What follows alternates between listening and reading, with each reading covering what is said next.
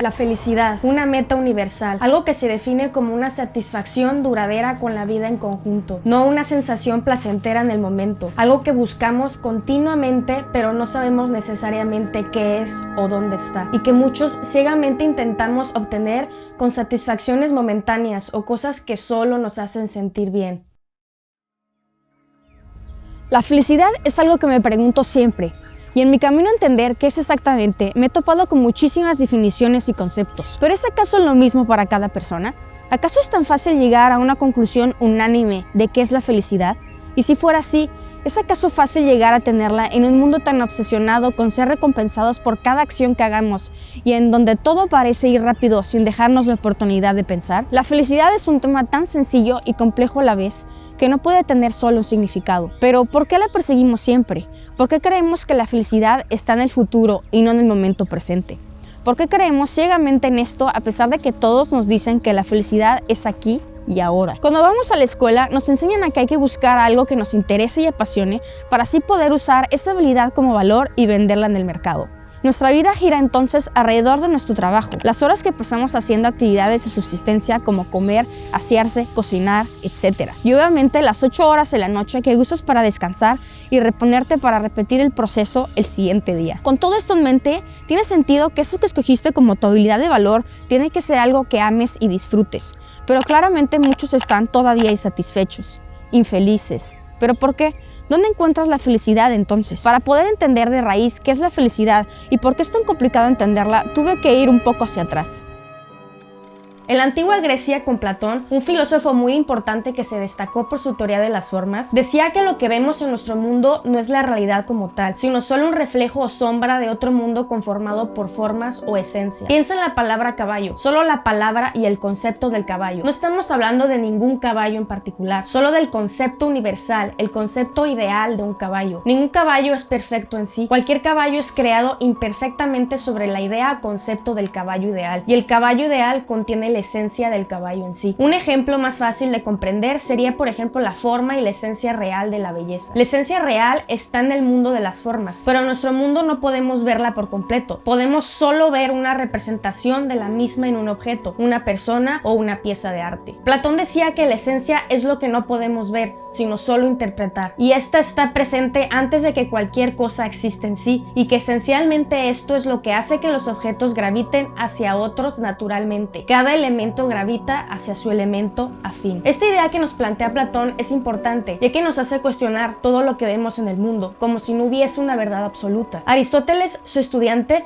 tomó esta idea de la esencia y la transformó, diciendo que esta esencia era interna y única para cada elemento. La esencia es lo que eres. Esta esencia da forma a cómo te mueves, cómo eres, cómo te ves y cómo te comportas. Aristóteles usó este principio para desarrollar su teoría de lugares naturales, que dice que cuando algo es removido de su lugar, tiene una tendencia natural a regresar a donde pertenece. Estos conceptos fueron llevados más tarde a un entorno sociopolítico miles de años después.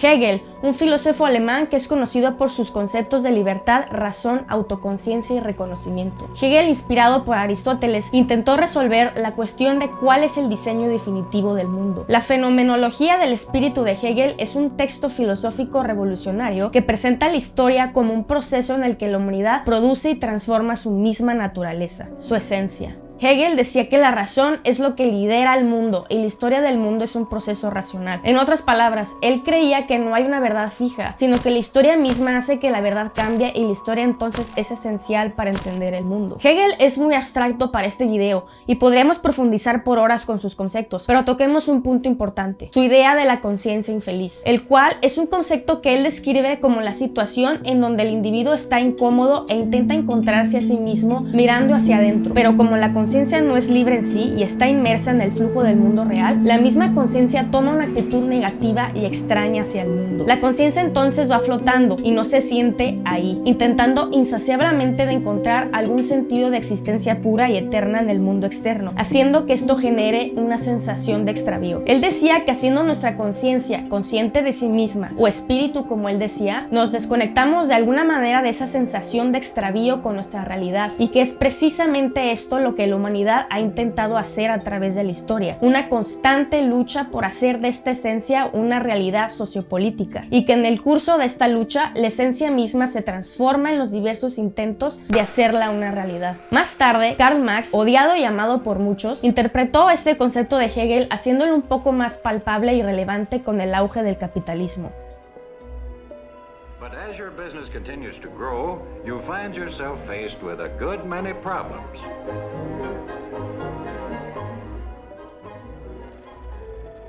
Su concepto se llamaba alienación. Él decía que lo que nos distingue de los animales es la razón y la autorrealización mediante el trabajo. Un animal vive para satisfacer sus necesidades: comer, dormir, reproducirse, protegerse del frío. Un humano satisface esas necesidades también y usa su razón para crear cosas con lo que tiene a su disposición, los elementos de la realidad. Es decir, el humano tiene el poder de transformar su entorno. Cuando el trabajo, ese potencial único de cada individuo, es usado en un contexto de producción, el trabajo se convierte en algo que es meramente necesario para subsistir, porque ahora no le queda ninguna cualidad que no sea necesaria para sobrevivir. Comer, dormir, protegerse del frío y trabajar ahora son necesidades básicas. Sin mencionar que el hombre deja de autorrealizarse completamente con su trabajo, ya que este no es trabajo suyo al final, sino es solo una pieza pequeña de algo que al final del día no será suyo. En otras palabras, el hombre pierde su esencia. Irónicamente, el hombre ha creado mecanismos que tienen más poder sobre sí mismo. El mercado en la economía es una fuerza que se mueve por sí sola e impacta y mueve nuestras vidas mucho más de lo que podríamos esperar moldearlas nosotros mismos. Ahora, no tomen mi respeto por esta ideología de Marx como una aprobación general del comunismo o socialismo. Muy a menudo la gente asume que si no eres socialista debes ser capitalista y viceversa. Esta es una falsa dicotomía. Hay serias fortalezas y debilidades tanto en el capitalismo como en el socialismo y el comunismo, pero estos son temas para otro día. La visión filosófica de Marx es aún sumamente relevante hoy en día. La actividad elegida, el trabajo, puede ser una habilidad en la cual la persona sobresalga, pero al ponerla en un contexto de producción, muchos pierden ese sentido de autorrealización, ese sentido de que algo es importante. Otra característica en la que creo que debemos poner la pieza más importante es el propósito de nuestras acciones. Si la razón es la característica más importante del hombre según Aristóteles, Hegel y Marx, eso quiere decir que la felicidad humana tiene que consistir en algo más que solo sentirse bien. Pero ¿cómo definimos lo que nos hace sentir bien? Vivimos en un mundo de constante bombardeo de información. Tenemos Facebook, Instagram, TikTok, YouTube, películas, publicidad, revistas. En otras palabras, tenemos una representación de nuestra cultura por donde sea que queramos ver. Y cuando acudimos a digerir información sobre nuestro entorno, normalmente acudimos a estos medios. Nuestra percepción de la realidad es altamente afectada por nuestra cultura. Pero ¿hasta qué punto logramos distinguir lo real de lo que es solamente una representación de la misma? El posmodernismo puede explicar este fenómeno. La idea de que la verdad absoluta se puede ver a través del lente de la construcción social y la cultura. Estas dos cosas son difundidas a través de la repetición continua de persona a persona, de generación a generación, hasta que se convierten en la verdad absoluta, rebasando los límites de lo que es real o no. Es como ver una simulación de una simulación, una verdad interpretada de una manera diferente y así sucesivamente. Al mismo tiempo, nuestras vidas ahora tienen una velocidad nunca antes vista y mucha imprevisibilidad. Un día hay guerra, la bolsa de valores estalla y 2 días después está de vuelta. Gracias a la imprevisibilidad de nuestras vidas, filosofías como el estoicismo regresan. Ahora todos queremos ser plenamente responsables de nuestras vidas e identidades, porque encontrar la identidad, razón y propósito en nuestro alrededor es muy difícil. La posmodernidad no es impulsada por la razón, sino por el deseo, por impulsos seductores que se transmiten en todas direcciones y que pasan indiscriminadamente a todos nosotros. Estamos llenos y rodeados de opciones. Hemos visto lo peor y lo mejor en 2 clics, pero seguimos siendo humanos, buscando razón e identidad, mirando y desplazándonos en una red sin fin de opciones, sin llegar a ninguna conclusión absoluta. Queremos entender un concepto y es imposible llegar a una conclusión. La velocidad que guía nuestras vidas hoy en día termina por hacernos perseguir lo que es placentero, haciendo de nuestras vidas una interminable búsqueda de razón y propósito, entre espejismos y simulaciones. Todos somos nómadas, vemos a nuestro alrededor, vemos, buscamos, sin llegar a una conclusión final. De ahí es donde construimos nuestra realidad, cuando no somos conscientes de que estamos construyéndola de esta manera. Platón y su teoría de las formas nos dice que lo que vemos en el mundo es para cuestionarse, y Hegel y su idea de la conciencia infeliz tiene mucho más sentido ahora que hablamos de esto. Esta idea de que la verdad en el mundo está en constante cambio y no puede darnos ningún significado de valor. La cultura del consumismo es un ejemplo de cómo creemos que debe ser construida nuestra realidad, inconscientemente diciéndonos que tenemos que tener tal o ser tal para poder ser felices. Pero ¿qué es la felicidad entonces? Si no la puedo encontrar en el mundo real, ¿en dónde la encuentro?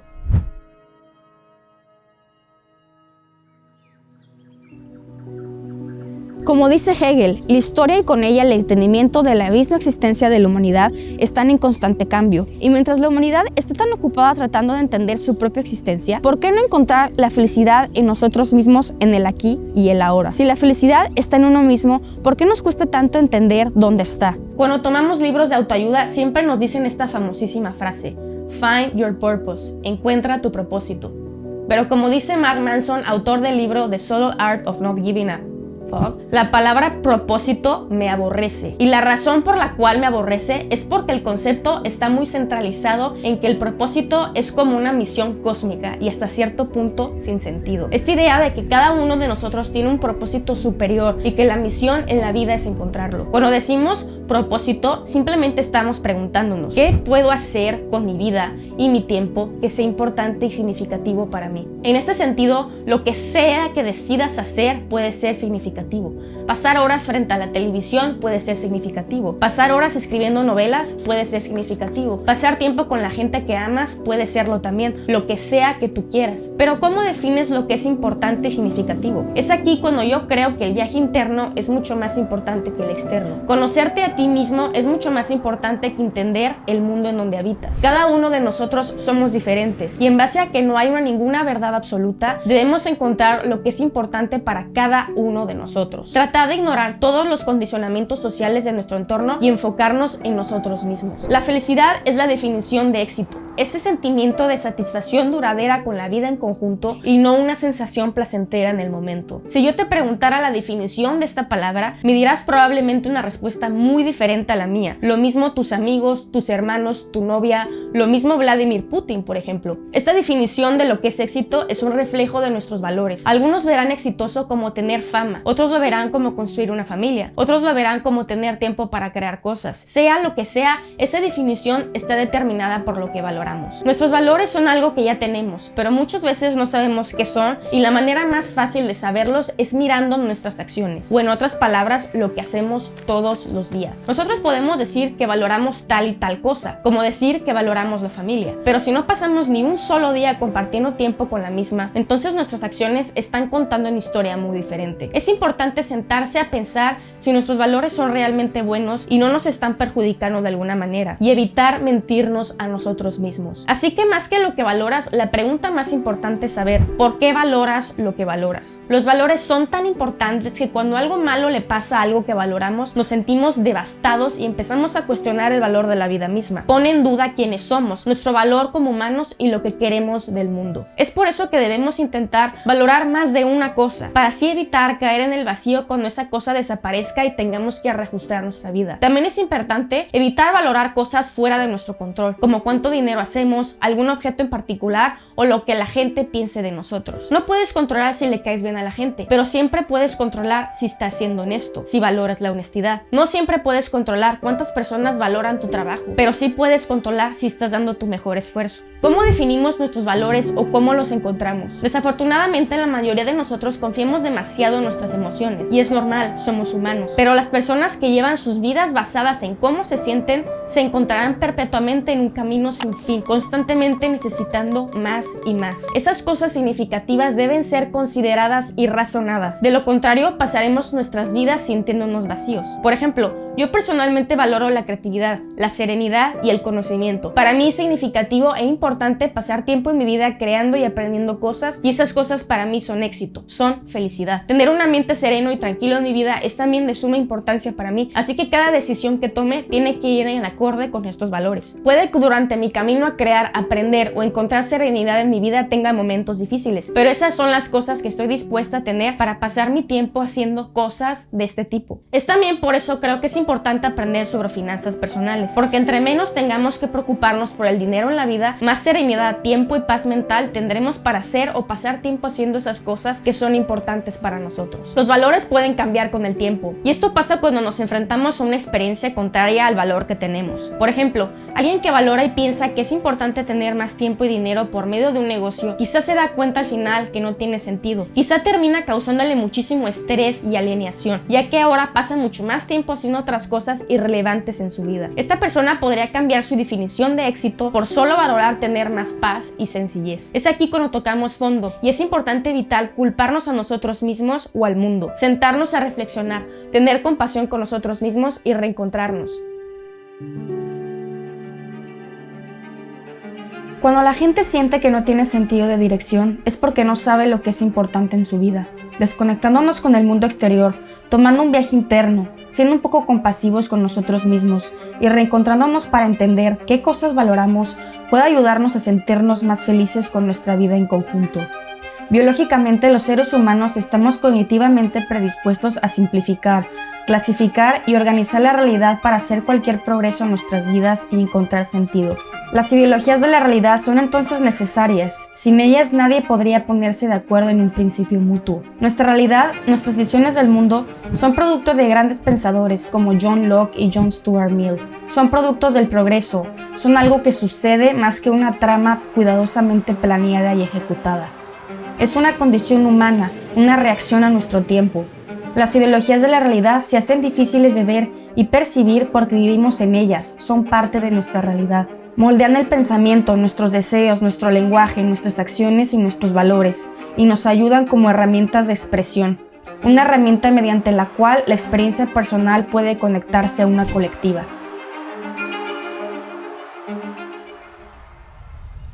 Aristóteles lo dijo muy bien, la esencia eres tú. La esencia define cómo te mueves, cómo eres. Esas cosas que haces todos los días definen quién eres tú. Y cuando no sabes cuáles son tus valores, esencialmente estás asumiendo los valores de otras personas, de tu entorno, las prioridades de otras personas en lugar de las tuyas. Eso esencialmente es un vaso sin fondo. Es perseguir un espejismo. Descubrir el propósito de uno en la vida esencialmente se reduce a encontrar esas cosas que son más grandes que uno mismo y más grandes que los que te rodean. Son los valores que determinarán tus prioridades y guiarán tus acciones, cada cosa que compres, la gente con la que estés y en qué lugares estés. Seguramente vas a odiar tu trabajo, seguro, y muchas veces, y creo que es normal.